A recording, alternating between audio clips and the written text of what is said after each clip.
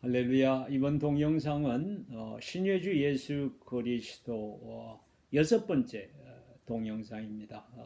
이번 동영상에서는 성례로서의 신유에 대해서 상고하겠습니다. 이 성례로서의 신유는 표적이나 은사와는 구분되는 교회 안에 주어진 제도적인 행위를 말합니다. 특히 성례가 장로들에게 맡겨짐으로써 교회 안에 영적 권위와 순종의 관계를 형성하고요. 이를 통해 공동체 안에 거룩하지 않은 부분을 해결할 길이 생기며 서로 죄를 고백하게 함으로써 먼저 영적 질병에 해방되고 그 결과 육신의 질병도 치유되는 역사가 나타납니다.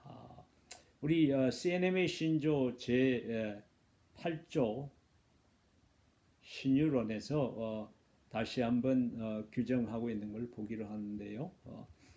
병자를 위하여 기도하며 기름을 바르는 것은 성경의 가르침이며 오늘날 교회에 주신 특권이다, 이렇게 말씀하고 있어요. 그래, 이 성례로서의 신유는 야고보서 5장에서 야고보가 초대교회에 명한 것이고요.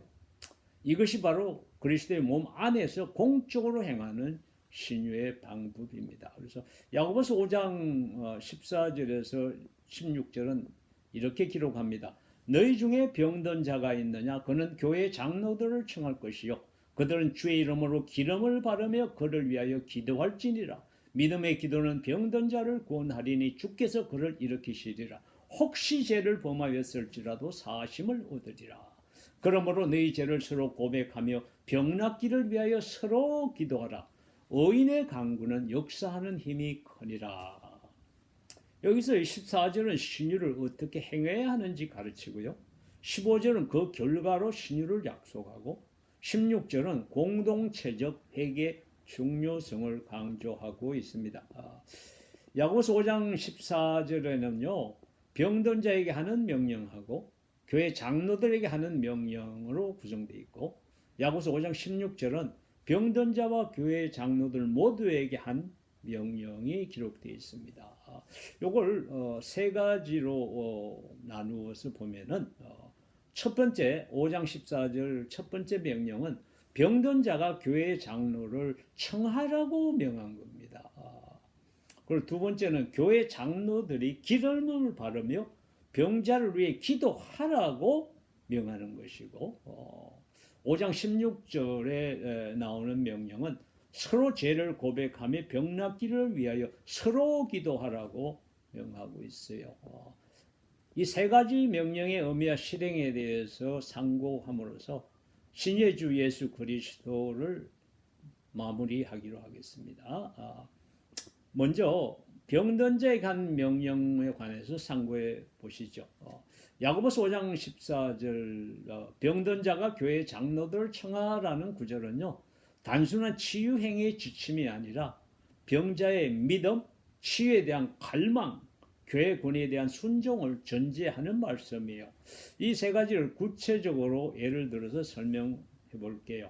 첫째, 병든 자가 스스로 장로들을 불러야 한다는 것은 치유를 받고자 하는 간절한 소망을 전제합니다.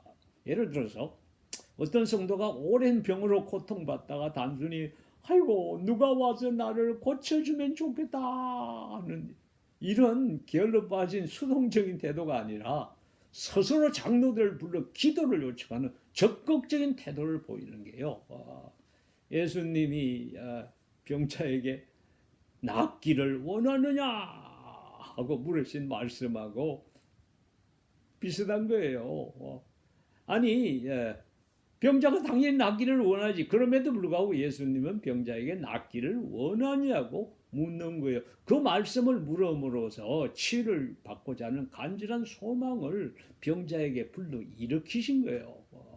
두 번째는 장로들 불러서 기도를 요청하는 행위 자체가 믿음의 고백입니다. 병자가 하나님께서 교회를 통해 역사하신다는 사실을 신뢰하기 때문에 부르잖아요.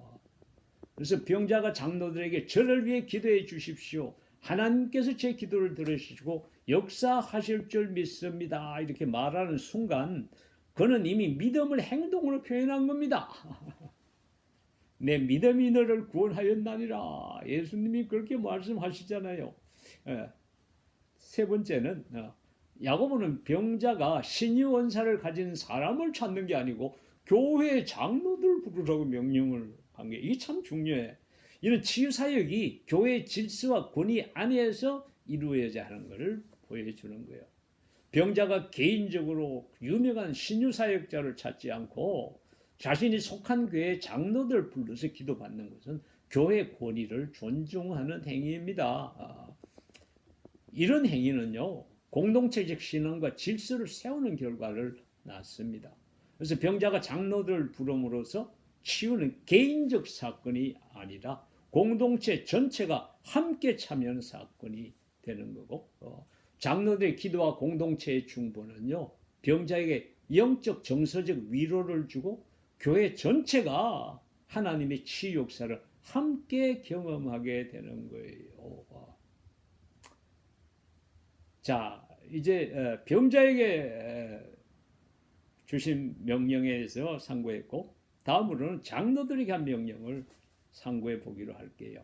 야고보는요, 교회 장로들이 기름을 바르며 병자를 위해 기도하라고 명했어요. 왜 하필이면 기름을 바르며 병자를 위해 기도하라고 명했을까? 이거에 대한 많은 추측도 있고 그렇습니다. 근데 기름을 바르는 행위는요, 네 가지로 해석될 수가 있습니다. 첫 번째는 이 당시 올리브 오일은요, 사실 실제 상처 소독이나 피부 치료하는 이 치료제로 사용되었어요. 그래서 보시면 누가복음 10장 33절에 선한 사마리아인의 비유에 보면은 이 사마리아인이 강도 만난 사람의 상처에 올리브와 포도주를 부어서 치료하는 장면이 나옵니다. 두 번째 기름 바름의 의미는 상징적인 의미입니다. 이 구약에서 기름 부음은요, 제사장, 왕, 선지자를 세우는데 사용되었고, 그래서 이 올리브 기름 자체는 말이에요, 성령의 민재와 하나님의 능력을 상징하고요, 병자를 주님의 치유에 맡기는 신앙적인 표지예요. 그래서 마가복음 6장 13절에 보면은 예수께서 파송하신 12제자가 복음을 전한 병자들에게 기름을 발라 치유했다고 기록하고 있습니다. 그래서 이 기름 바르며 치유하는 이것이 이미 구약과 신약의 전례가 있는 것입니다. 그래서 이 야고보서에만 이렇게 독립적으로 나오는 게 아니에요. 세 번째 의미는 이 성례적인 의미인데요. 성례의 일부로 하는 거예요. 그래서 로만 가톨릭이나 정교회들은 이 병자성사라는 게 있습니다. 보통 뭐 임종성사라 그러기도 하고, 그때 촛불을 켜놓고 참 아주 거룩한 성례로서 밤에 이걸 행합니다. 참 이게 병자성사라는 공식적 치유 의식이에요, 사실은. 그때 기름 발음을 사용합니다. 네 번째는 이 공동체적 의미인데요. 장로들이 함께 기름을 바르며 기도하잖아요.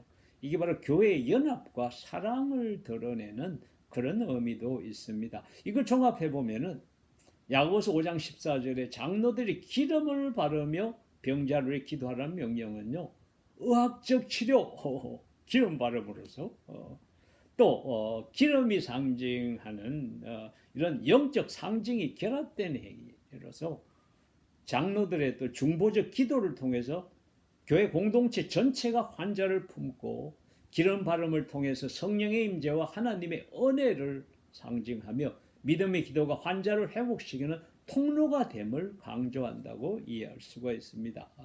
그래서 이 기름 바름에 기도하는 건 단순한 의식이 아니고 교회가 산자를 돌보는 것과 성령의 역사와 믿음의 실천이 함께 어우러진 깊은 영적 행위로 볼 수가 있습니다. 그래서 장로들의 기도를 요청하는 것이 특히 기도가 치유와 위로의 강력한 도구인 것도 보여주는 거예요. 성경 전체가 우리 기도의 필수성을 강조하잖아요. 특히 병과 고난의 때 하나님께 간구하는 믿음을 일깨워주는 겁니다. 그리고 또 야고보서 5장 14절에서 15절은 육체적, 영적, 공동체적 돌봄을 함께 강조합니다. 그래서 야고보는 15절 말씀에서 혹시 죄를 범하였을지라도 사심을 얻으리라고 약속함으로써 제사함과 신유를 연결합니다. 그래서 질병은 단순히 몸만이 아니라 영혼과 인간관계에도 영향을 미치므로 신앙적, 의학적, 공동체적 접근을 함께 추구해야 합니다. 그래서 성경은 하나님께서 치유하시는 분임을 분명히 증거합니다.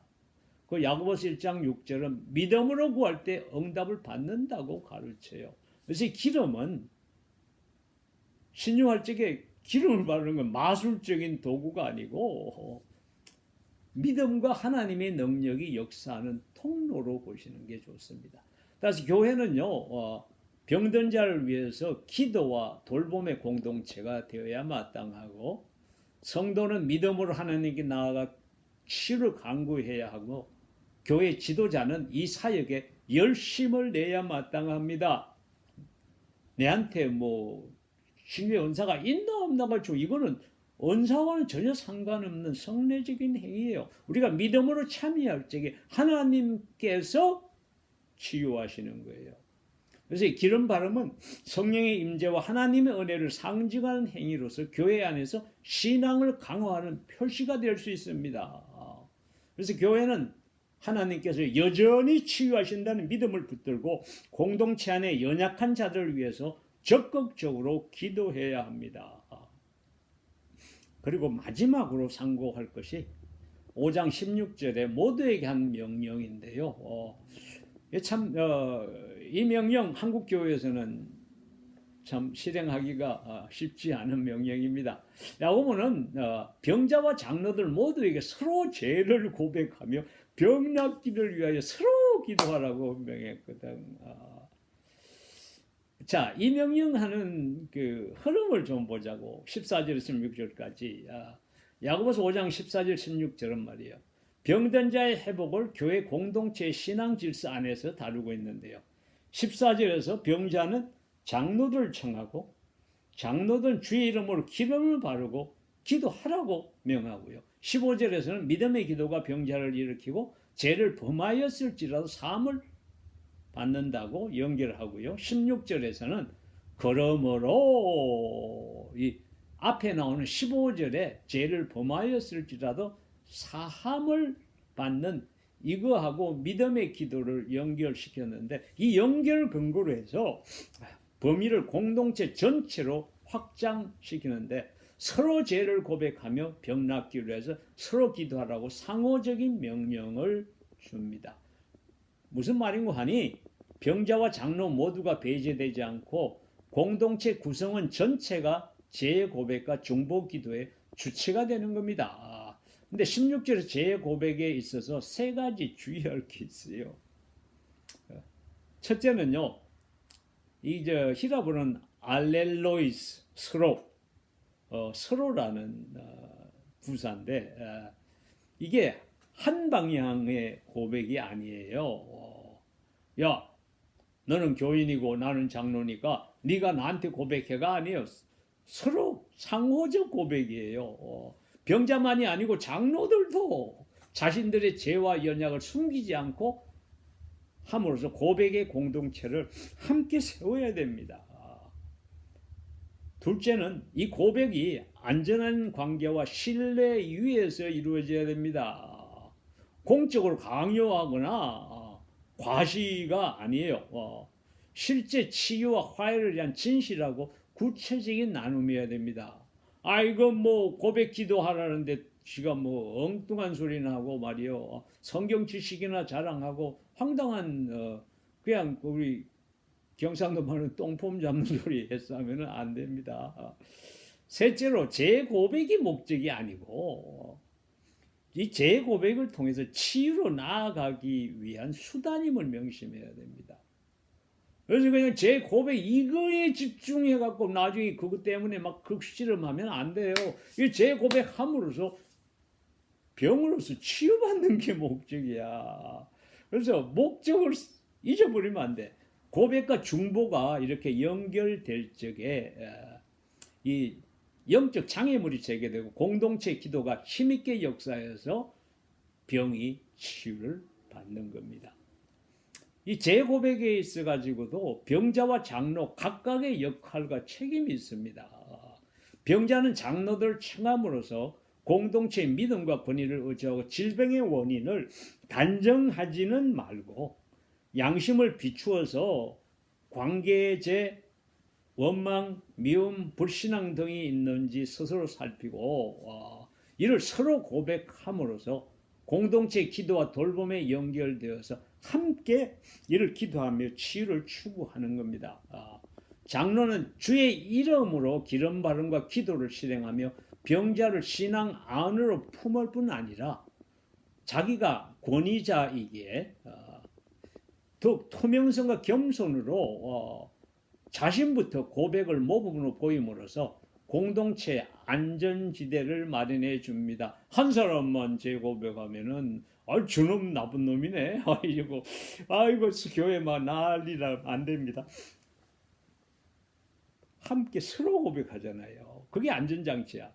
병자의 고백을 유도는 하되 강요하지는 않아야 됩니다. 그리고 일단 고백한 사항은 비밀을 보호해 줘야 되고 그리고 오해가 일어나지 않도록 이것 때문에 이를 막는 조치를 떼고 그다음에 이 인간관계에 서로 문제가 있어서 고백이 일어났으면은 이제 인간관계를 회복시키는 화해 절차를 신중하게 인도를 해야 돼요. 그게 장로의 역할이에요.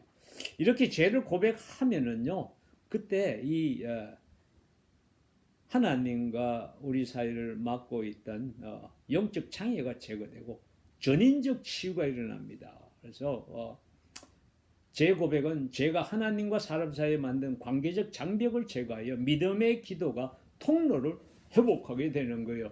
기도줄이 빵 뚫리는 겁니다. 그래야 기도가 효과가 있어. 이렇게 영적 회복이 선행될 때 정서적, 관계적, 육체적 영역에도 파급적인 치유가 일어납니다.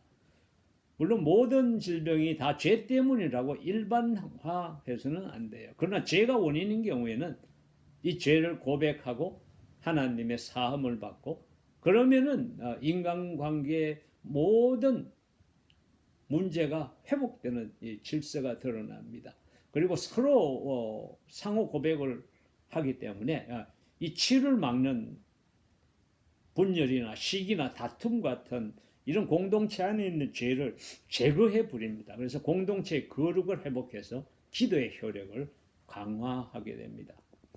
재상호 고백을 할 적에 주의할 게 거듭 주의할 게 있습니다. 이건 고백 내용을 엄격히 보호하고 속으로 개인 상담 등 안전한 수단을 사용해야 하는 거예요. 그리고 강요해서는 안 돼. 비강요 원칙을 지켜 생해야 됩니다. 아니 자기는 안 하겠다는데 하라고 그냥 강요하면 안 돼. 그리고 전체 앞에서 공개 고백은 필수도 표준도 아니에요. 그런 거 강요하면 안 돼. 개인의 양심과 필요에 따라서 자발적으로 하게 해야 됩니다. 이때 장로나 다른 지도자들도 동등한 피고백자로 서서 섬김의 리더십으로 전환해야 합니다. 이게 바로 재상호 고백의 원칙이고요. 그러면은 재상호 고백을 어떻게 실행할지 한번 구체적으로 상고해 보겠습니다.